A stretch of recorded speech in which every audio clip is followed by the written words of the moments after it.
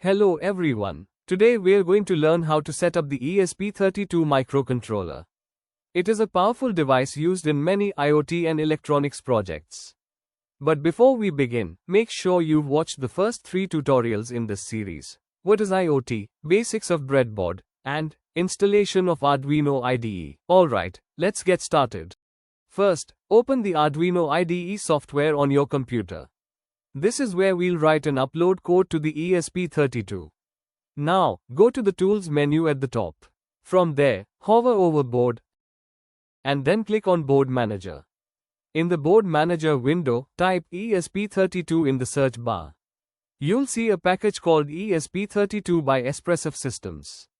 Click on the Install button. This may take a minute, so be patient as it downloads and installs.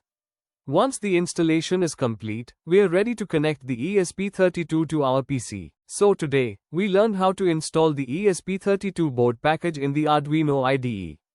In the next video, we'll start working with the ESP32 and run our first program on it. Thanks for watching. Don't forget to like, share, and subscribe if you found this helpful.